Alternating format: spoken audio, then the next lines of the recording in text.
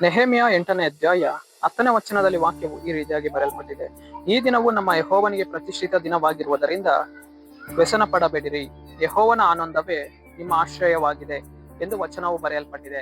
ಅಂದರೆ ಪ್ರೀತಿಯುಳ್ಳ ದೇವ ಜನರೇ, ಕರ್ತನಾತ್ಮನು ನಮ್ಮ ಜೀವಿತಗಳನ್ನ ಕರ್ತನು ನಮಗೆ ಏನ್ ಮಾಡಿದ್ದಾನೆ, ಅನುದಿನವೂ ನಮಗೆ ದಯಪಾಲಿಸಿದ್ದಾನೆ.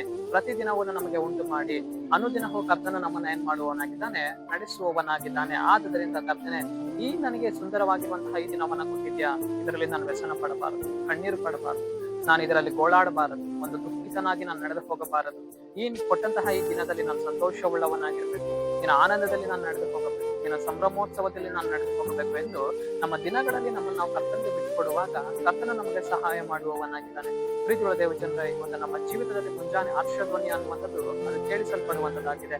ಸಂಜೆ ವೇಳೆಯಲ್ಲಿ ಒಂದು ದುಃಖ ಅನ್ನುವಂಥದ್ದು ನಮ್ಮ ಬಳಿಯಲ್ಲಿ ಬಂದು ಹಿಡಿದುಕೊಂಡರು ಮುಂಜಾನೆ ವೇಳೆಯಲ್ಲಿ ಕರ್ತನ ನಮಗೆ ಏನ್ ಮಾಡುವವನಾಗಿದ್ದಾನೆ, ಒಂದು ಸಂತೋಷವನ್ನು ನಮಗೆ ದಯಪಾಲಿಸುವವನಾಗಿದ್ದಾನೆ. ನಮ್ಮ ಜೀವಿತದಲ್ಲಿರುವಂತಹ ಕಣ್ಣೀರನ್ನ ಮಾರ್ಪಡಿಸುವವನಾಗಿದ್ದಾನೆ. ನಮ್ಮ ಜೀವಿತದಲ್ಲಿರುವಂತಹ ವ್ಯಸನಗಳನ್ನ ಮಾರ್ಪಡಿಸುವವನಾಗಿದ್ದಾನೆ. ನಮ್ಮ ಜೀವಿತದಲ್ಲಿರುವಂತಹ ರೋಗ ಬಾಧೆಗಳನ್ನ ಮಾರ್ಪಡಿಸುವವನಾಗಿದ್ದಾನೆ. ನಾವು ಅನೇಕ ವಾರ್ತೆಗಳು ಹೇಳ್ತೇವೆ, ನನ್ನ ಜೀವಿತದಲ್ಲಿ ಒಂದು ಕಣ್ಣೀರ್ ಅನ್ನುವಂಥದ್ದು ನನಗೆ ಹೋರಾಡಿಕೊಂಡಿದೆ, ಈ ವ್ಯಸನದಿಂದ ನಾನು ಹೊರಗಡೆ ಬರುತ್ತೇನೋ ಬರಲ್ವೋ ಎಂದು ಅನೇಕ ವಾರ್ತೆ ನಾವು ಯೋಚನೆ ಮಾಡಿಕೊಂಡೇ ಇರುತ್ತೇವೆ.